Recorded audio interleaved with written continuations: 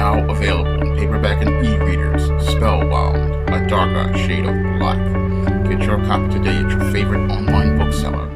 A couple of days ago, acclaimed African-American author Toni Morrison passed away at 88 years old. And while many in the white literary circles and some in the black literary circles are mourning her passing, this author really is holding his reservations regarding the loss of Toni Morrison. Because when I take a critical examination of the work of a Toni Morrison and many of the so-called acclaimed authors in the 20th century, I really do not see a message of empowerment for black people. Now, when it comes down to most of this so-called critically acclaimed black literature, I oftentimes see that acclaim from white people as something suspect. Because as I was doing my own research into this so-called critically acclaimed black literature that is heralded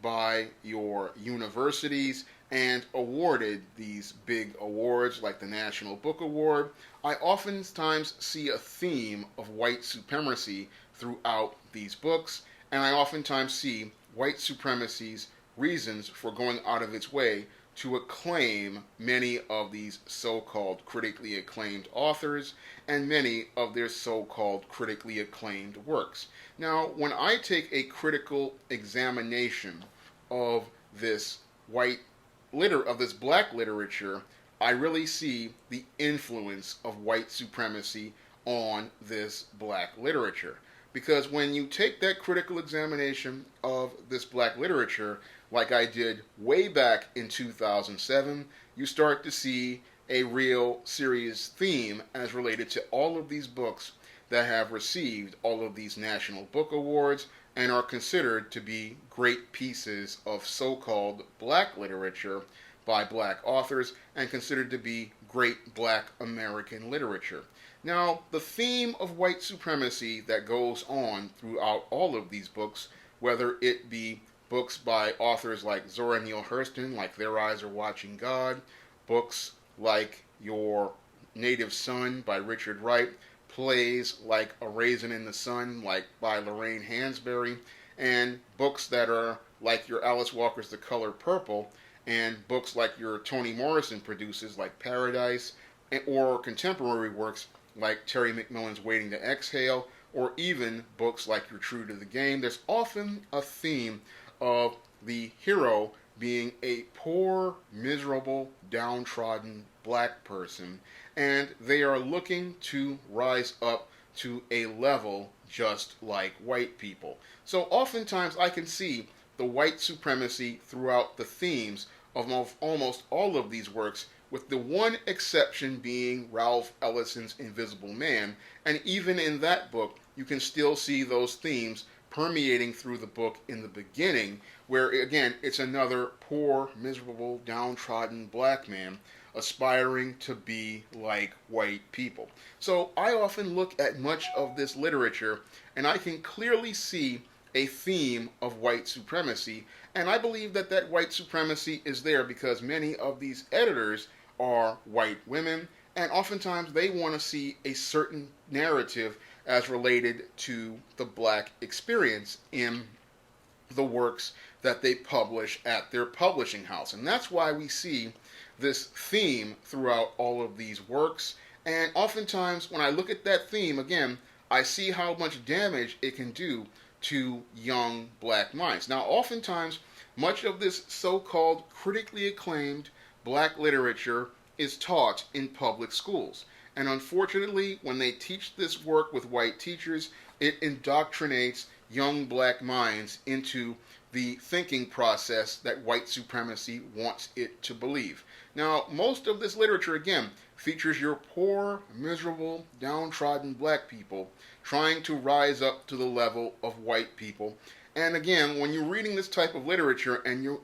in your young mind and a white teacher is teaching this to you, what happens is you start to believe that this is the norm and the way of life that black people should live. So when I look at this literature, it's got a programming process and an indoctrination process as related to it, and oftentimes because young black minds don't know what they are imbibing and what they are being taught, they go into this literature believing it to be the gospel truth about the black experience, and oftentimes because there is no other literature out here promoted by black authors to give you a more balanced picture like the work that I produce, oftentimes kids start thinking that the ghetto is the only place for them, that there's no hope, and especially that whole point of no hope, because oftentimes in these books, the heroes who are black in these books always wind up losing in some sort of way, and in many cases, these heroes wind up dying at the end of the story. And I find it very interesting that these books that are lauded and acclaimed by these universities and these awards like the National Book Award always feature a black hero failing, a black hero dying, or a black hero losing. And again, that's a self-fulfilling prophecy as related to these books, because as your kids read these books and see these so-called black heroes in these books always losing, it has an effect on the young black mind. So when I look at these books that are taught in these academic institutions as so-called black literary classics, I can see white supremacy's influence on young black minds at an early age. And I started to come to those conclusions way back in the 1990s after my family member gave me a copy of a book called Losing Absalom. And this was a book that, as after I read it, I said to myself, why is it always that the black male heroes always die? And after I read that book, I started really started to think about things, and it really didn't hit me in the head until about 2007 or so, when after watching Oprah Winfrey's Their Eyes Were Watching God, her so-called adaptation of that movie, that I really began to see the negative perceptions of black men as related to so-called great black literature. Now, about a couple of months after watching Their Eyes Are Watching God, I went and I was on my way walking my family member up the hill to get a bus, and I presented my observations regarding this so-called critically acclaimed black literature. And she gave me the usual response from academia, telling me about how Janie Crawford learned how to love herself. And I brought up my point and I said, well, why is it in every one of these so-called critically acclaimed black literary works, every time you get a downtrodden, miserable black person, and it's always the black man either dying, going insane, or being perceived as somewhat incompetent? And she had to really concede my position and say, yeah, there has to be something wrong with this literature, because every time we get a piece of black literature that is so-called critically acclaimed by your mainstream white media and some of your black media, oftentimes that literature presents black people in a negative light, and oftentimes this literature always features a black person either losing, dying, or suffering in some sort of way. Yet when you go over to the white literature, the heroes are always winning, the heroes are always overcoming the odds, the heroes are always accomplishing things, but the black literature, almost 99 out of 100%, the heroes always wind up failing in some way, shape, or form. And if you're getting this type of literature taught to you in schools, it's going to have a direct impact on you as a young boy or a young girl, and it's going to really destroy your perception of self. Because when you sit there and read literature where people who look like you are always dying, always losing, always failing, always suffering, guess what? You're going to believe that this is the way of life for you, and what's going to happen is this becomes a self-fulfilling prophecy. Now, I'm not saying you can't teach these books, but they need to be taught in a way where people can understand the white supremacy in them and the white supremacist themes that led to their publication. Because I believe white supremacy was a part of why many of these books got published, because the whole idea of, yes, you're going to have your black literature passively, but aggressively, we're going to push the idea in your mind after you read these books that black people cannot succeed and black people cannot accomplish anything. And because these books are acclaimed and praised by white people, sadly, many spellbound black people think that this is great American literature. However, most of this so-called great American literature oftentimes degrades black people, and oftentimes when it comes down to heterosexual black men, it seems like there's an insidious campaign to demonize heterosexual black men in this literature, all the way back to the books like Their Eyes Are Watching God by Zora Neale Hurston, a book that was taught for many years in public schools under the analysis of Alice Walker, a radical black feminist who hated black women. Now, before this book was out in the 30s, it was a complete failure, but Alice Walker brought it back in the 70s and brought it back with her analysis of it, and that analysis was what kids were taught for many years. Now, many years, black boys and black girls were taught Janie Crawford was a woman who was abused by so-called no-good black men. But when I did my own analysis of it, I started to say, there's something wrong with this story. And I remember one day, the Holy Spirit came to me and showed me what was wrong with that whole analysis of Alice Walker's. And he said to me that Janie Crawford was the product of a single mother. And as I did my own research on it, I began to find out, yeah, Janie Crawford was the product of a single mother. In fact, she was the product of sexual violence by a white man and her black mother, and that's what led to her being born. And she was raised by her grandmother because her black mother had gone completely insane. All of that was omitted from Alice Walker's analysis, but when I wrote my own analysis, I included that so that people could get a balanced picture of Janie Crawford. Because in Alice Walker's analysis, the black men were presented as monsters. Logan Killick's was presented as a pedophile. Your Joe Starks was presented as a pimp. And your Virgil T. Cake Woods was presented as an abuser. However, when I did my analysis, I began to see where Janie's grandmother was the one who pimped Janie to Logan Killick's. And I also talked about the hypergamy of Janie Crawford, who monkey branched from Logan Killick's to Joe Starks. And then after Joe Starks died, after being emasculated by Janie Crawford, who did not want to have his baby, because, again, she just didn't want to have his baby because she wanted to get the resources from your Joe Starks. Then we get the Virgil T. Cake Woods, who was presented as this ideal savior. And again, I find that to be questionable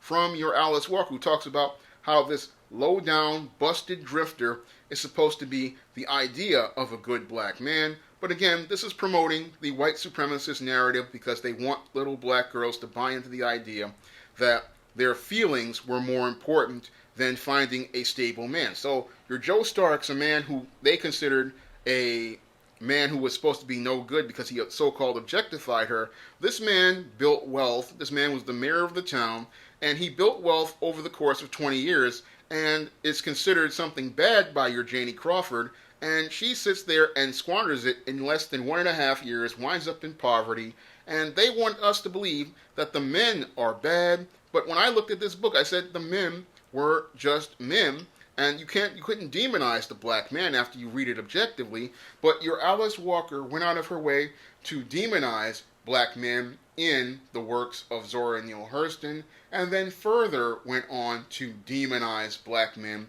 in her National Book Award-winning novel, The Color Purple. Now, again, I find it very interesting that your Alice Walker, who was at the time married to a white man and had a biracial daughter, is going to sit there and talk about no good black men, and she winds up having this successful career all for talking about no good black men. The same as her past contemporary Richard Wright, a self-hating Negro who oftentimes talked about no good black men in his work. He was another celebrated black author by your white academia and white institutions, but oftentimes he would write literature about no good black men, and oftentimes he would reap the success of writing these stories about no good black men who almost in every case wound up dead at the end of the story. So Richard Wright would sit there and write these stories talking about no good black men who were brutes, black men who lusted after white women, black men who would go out here and kill white women like in Native Son, and then black men who were completely savage like the Bigger Thomas in Native Son. He wrote those type of stories, but the reason why I believe those type of stories were acclaimed was because it really fulfilled what white people wanted to see about black men. It breathed life into the stereotypes about black men, and I believe he was lauded as this sort of literary genius, all because he was fitting the narratives that made white racists very comfortable, the same way that the misanalysis of Zora Neale Hurston made white people feel comfortable, and the same way Alice Walker's work made white racists and white people feel comfortable. It was all about presenting the stereotypes and ideas about black men in their literature, and this narrative went on into the 90s with your Terry McMillan, who wrote the book Waiting to Exhale, talking about the single, successful, educated black woman who could not find a decent black man to marry. And again, when I looked at that book and I started to look at it critically, I started to see red flags in that book. I started to see holes in that story. They're sitting there talking about these no good black men, and this book is being lauded as some sort of critically acclaimed masterpiece. And again, it's fitting into that theme of white supremacy and the demonization of black men, but they never want to take a critical examination of the black woman like I did with Janie Crawford in Their Eyes Are Watching God. And when I took the critical examination of black women in Waiting to Exhale, I began to see the adultery of Robin. I began to see the adultery and arrogance of Savannah. I began to see the mental illness of Bernadine and the unrealistic expectations of Bernadine. And I began to see how your Gloria emasculated her husband, and then how all four of these women could not find this so-called good man, a social construct created by Madison Avenue and Hollywood to lure black people in and to trick black women into believing they could get this ideal instead of having a relationship with real black men. So when I looked at Waiting to Exhale from a critical perspective, I began to see how that book fit within the same themes as those other so-called critically acclaimed books. And as I read books throughout the 1990s, I began to see again the same theme of papers like the New York Times and many of these other book institutions and literary institutions praising authors who went out of their way to attack black men, deride black men, degrade black men. If you went out here and presented a book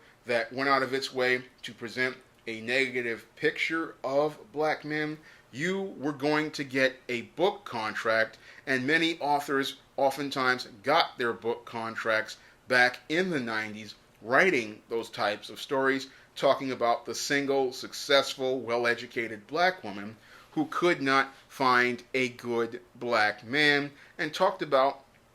how they were having those relationships with no good, trifling black men. So I saw a theme with much of that work that I was seeing going throughout the books I had read in my early days of academia, and even the books that I was reading again in the 90s. And I began to, again, in 2007, start to connect the dots, especially after losing Absalom, a book that my family member had given me. I started to connect dots, and I said, why is it every book that features a black man always features black men presented in a negative light? And why is it every book featuring a black man always features a black man either failing at his task, dying, or winding up being killed, or winding up never succeeding at anything? So when I looked at those books again, that's when I drew my observations regarding black literature, and that's when I began to see white supremacy's influence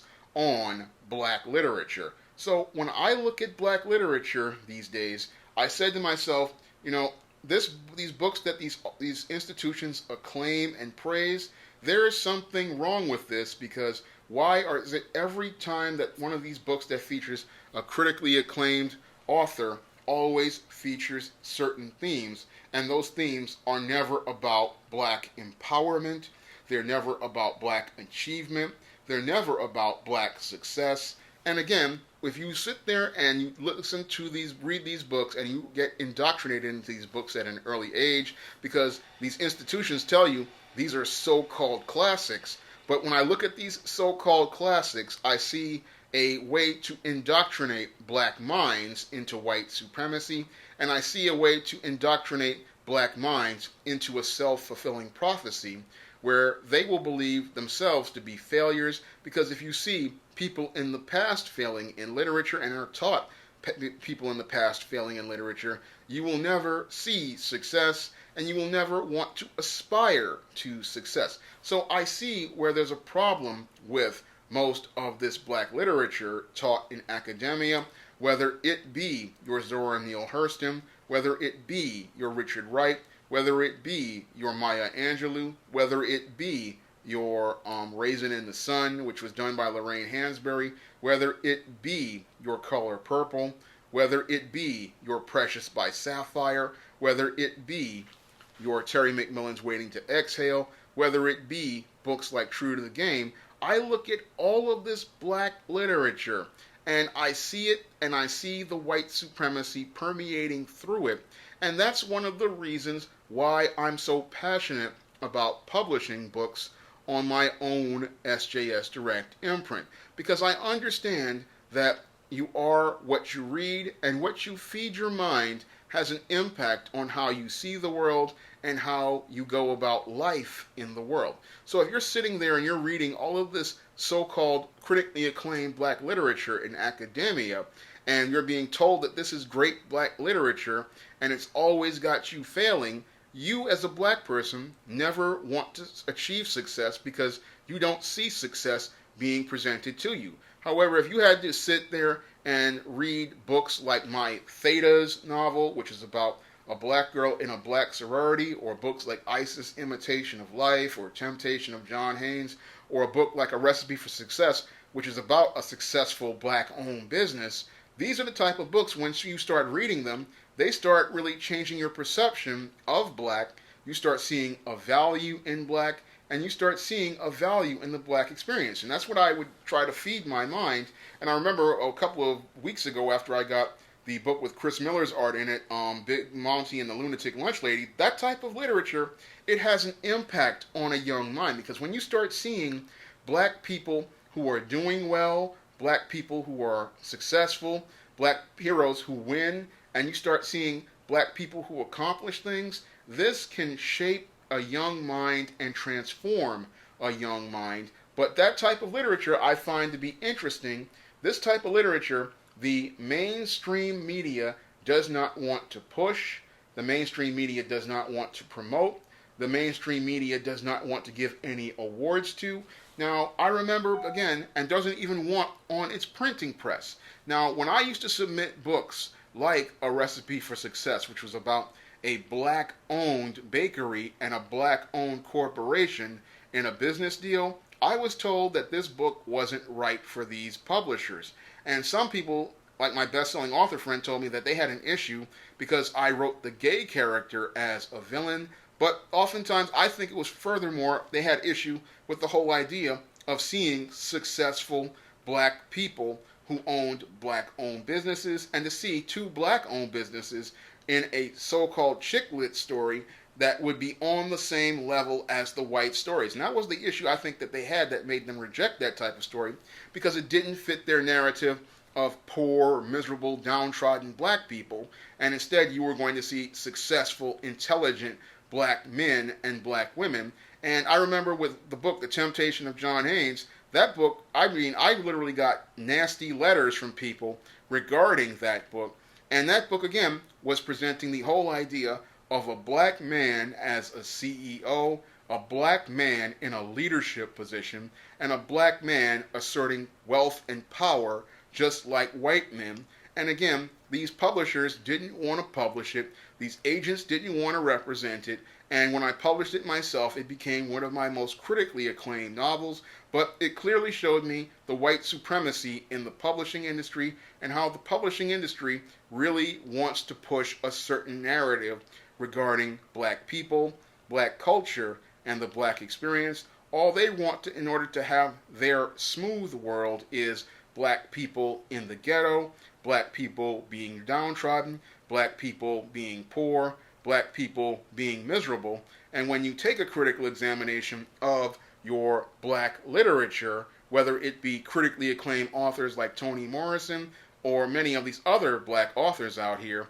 many of them that are published by white publishers oftentimes fit a certain narrative. And again, that narrative is detrimental to black people, because if you continue to read literature that presents you as a failure, you will start to see yourself as a failure. So when I look at these books that are taught in public schools and given all of these national book awards like Alice Walker's The Color Purple,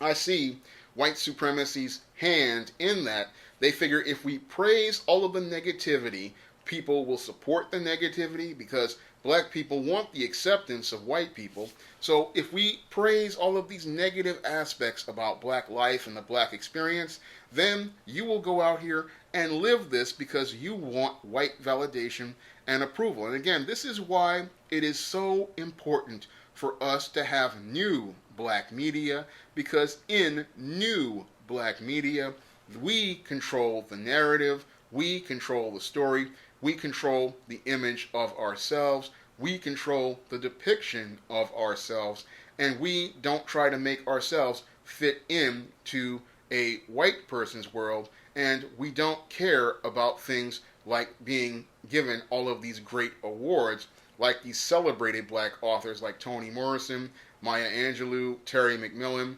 Alice Walker, because when we understand that these awards that these people have gotten are given to them by white supremacists, and they're given to them by white supremacists because white supremacy wants to promote black failure, and black literature should not be about black failure. I mean, if white literature can be about white accomplishment and white success, then why can't black literature be about black empowerment and black pride? Those are two aspects I try to put in my work as an author, and I want to see that expressed in literature because I know how it has an impact on young black minds. So when I do literature, whether it be the sophisticated sorority story like the Thetas, the goth trilogy of Spinsterella, the books like The Temptation of John Haynes, or the Isis and Esteem series, I always try to put black excellence in my stories and try to put black success in my stories, because I understand that in order to get black empowerment, you have to feed your mind empowering stories, and you have to feed your mind empowering information that will allow it to grow. And your classic black literature, most of it with the exception of Invisible Man, oftentimes promotes white supremacy, and that's why when I looked at your black literature from the critical lens and took a critical analysis of it, I could see the white supremacy permeating all throughout it. Now, your Professor Black Truth, when he made that brilliant video about Toni Morrison, he made some very good points, and when I looked at it, I said, I don't really see much here to be offended by, because when you take a critical examination of the overall picture of black literature, you can see white supremacy's hand in it, and you can see how many of these black authors, like your Richard Wright in the past, sold black people out so that they could enrich themselves at the expense of the black image and perpetuate black stereotypes so that they could get a seat at white supremacy's table and get those awards and accolades for themselves at the expense of black people and do damage to young black minds in the future. If you'd like to read some great positive black fiction, you can pick up many of my books on Amazon.com by clicking the link in the description box. There you will be able to pick up my work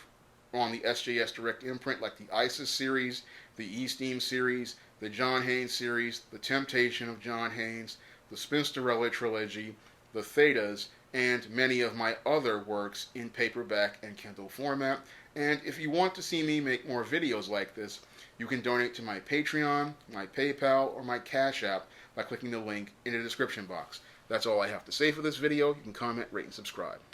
Now available in paperback and coming to Kindle Unlimited, John Haynes, Dark Succubus. The man who rules the world is tempted by a sultry succubus in this all-new John Haynes series adventure. Get John Haynes, Dark Succubus in paperback or pre-order on Kindle Unlimited today.